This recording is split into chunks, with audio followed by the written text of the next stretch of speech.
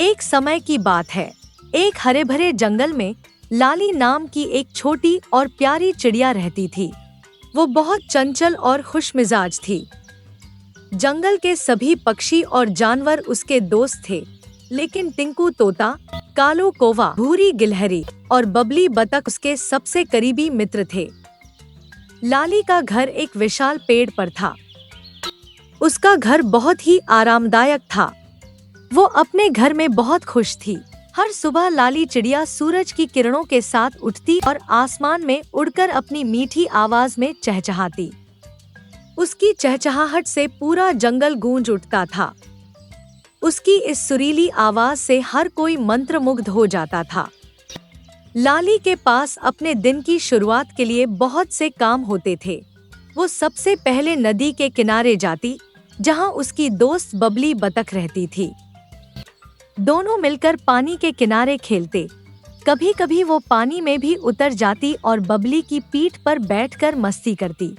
सुबह सुबह वो बबली बतख से मिलने के बाद पेड़ की ऊंची डाल पर टिंकू तोता से मिलने जाती। टिंकू तोता बहुत चालाक और चतुर था। वो हमेशा लाली को नए नए खेल सिखाता और मजेदार कहानियां भी सुनाता था। फिर वे दोनों मिलकर कालो कौवा से मिलने जाते, जो पूरे जंगल में सबसे बुजुर्ग और बुद्धिमान था। कालो कौवा की बातें हमेशा अनुभव से भरी होती थी। वो जंगल के पुराने किस्से सुनाता, जिन्हें सुनकर लाली और टिंकू बहुत खुश होते। भूरी गिलहरी लाली की पड़ोसी थी, जो एक पेड़ की ऊंची शाखा पर रहती थी। वो बहुत फुर्तीली थी और हर समय पेड़ की शाखाओं पर दौड़ती रहती थी। लाली और भूरी का खेल अक्सर पेड़ों पर चढ़ने और फलों को तोड़ने का होता था। इस तरह लाली का दिन अपने दोस्तों के साथ खेलते हुए बीतता था और शाम को वो अपने घर में लौट आती थी, जहां वो शांति से सो जाती थी। लेकिन एक दिन जंगल के मौसम में बदलाव आने लगा। आसमान में काले बादल छा गए और तेज हवाएं चलने लगी। लाली ने देखा कि आसमान में काले बादल तेजी से घिर रहे हैं। लगता है बारिश आने वाली है। हाँ लाली, आज तो जोरदार बारिश होगी। हमें अपने घरों में लौट जाना चाहिए। थोड़ी ही देर में बारिश की बूंदें गिरने लगी। लाली अपने घर की ओर लौट आई और अपने घर में बैठ गई। बारिश धीरे धीरे तेज होती गई और जल्द ही मूसलाधार बारिश शुरू हो गई। नदी का पानी धीरे धीरे बढ़ने लगा। लाली ने चिंतित होकर बाहर देखा। उसका घर धीरे धीरे पानी में डूबने लगा। उसने सोचा, अगर बारिश इसी तरह चलती रही तो मेरा घर पानी में बह जाएगा। लाली की चिंता बढ़ती जा रही थी। उसने अपने दोस्तों को पुकारा, टिंकू, कालू, भूरी, बबली, मुझे मदद चाहिए। मेरा घर पानी में डूब रहा है। चिंता मत करो लाली, हम कुछ न कुछ उपाय जरूर करेंगे। हमें जल्द ही कोई समाधान खोजना होगा, वरना ये पानी और भी बढ़ सकता है।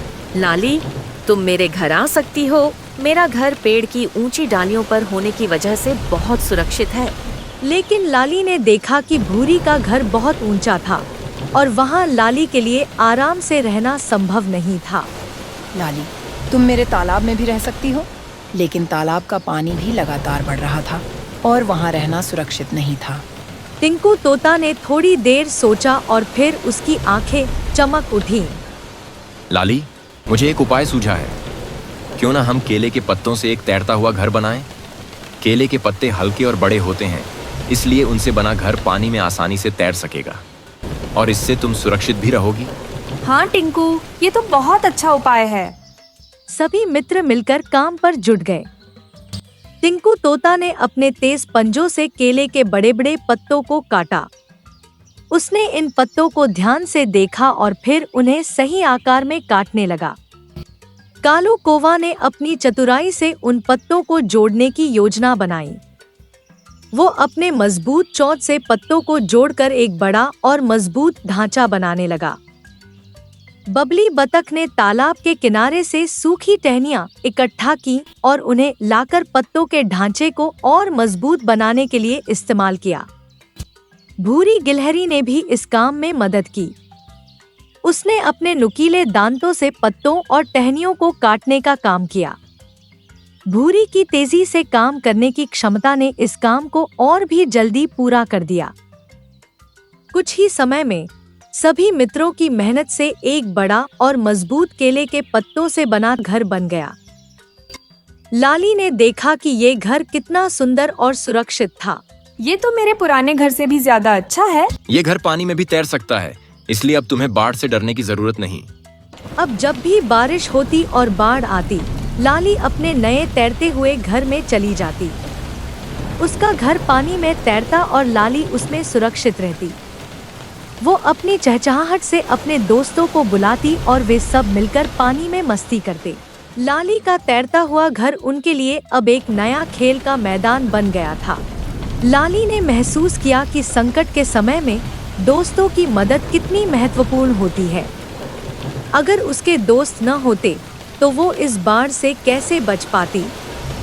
उसने अपने सभी दोस्तों का धन्यवाद किया और कहा, धन्यवाद दोस्तों, आज मैं तुम सबकी सहायता से ही सुरक्षित हूँ। लाली का नया तैरता हुआ घर न केवल उसकी सुरक्षा का साधन बना, बल्कि उसके जीवन में एक नया आत्मविश्वास भी लाया। अब वो निडर होकर बाढ़ का सामना करती और जानती कि उसके पास एक ऐसा घर है जो उसे हर संकट से बचा सकता है। उसने संकल्प लिया कि वो हमेशा अपने दोस्तों के साथ मिलकर काम करेगी और हर मुश्किल का डटकर सामना करेगी। लाली की इस समझदारी और उसके दोस्तों की मदद से पूरे जंगल में खुशी की लहर दौड़ गई। सभी जानवर और पक्षी लाली चिड़िया के नए घर की प्रशंसा करते थे। उन्होंने इसे एक बाढ़ से बचने का नया तरीका माना। लाली अब अपने तैरते हुए घर में खुशी खुशी रहती थी। उसके दोस्तों के साथ उसका रिश्ता और भी मजबूत हो गया था। वे सभी एक दूसरे की मदद करते और मिलकर हर समस्या का समाधान निकालते। इस कहानी से हमें ये सीख मिलती है कि मुश्किलों का सामना करने के लिए धैर्य, समझदारी और एकजुटता की आवश्यकता होती है।